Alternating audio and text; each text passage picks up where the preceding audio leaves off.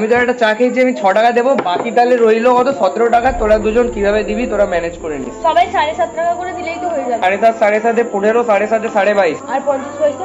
আরে আমি তো চা খেয়েছি, আমি কেন 7.5 দেবো? আমি 6 টাকা দেবো। তো আমরা বিস্কুট খেয়েছি বলে বাকিটা আমরা দেবো? হ্যাঁ। এটা কি ধরনের নোংরামি ভাই? বিস্কুটেও ভাগ নিয়েছে না? হ্যাঁ বিস্কুট। আরে এক কামড় খেয়েছি ভাই, তার এক কামড় তো 0.5 7 টাকা তো 0.5 7 টাকা দে। হ্যাঁ 7 টাকা নেই। আমি এসেছিস কেন তাহলে? তোকে তো স্কুটিতে করে নিয়ে এসেছি, তাহলে তেলের 100 টাকা দে। ঠিক আছে, তেলের টাকাটা আজকে দিয়ে দেবো। সেদিন আমি আইসক্রিম খাইয়েছিলাম গরমে, 3 টাকার রাবড়ি, 3 টাকার রাবড়ি।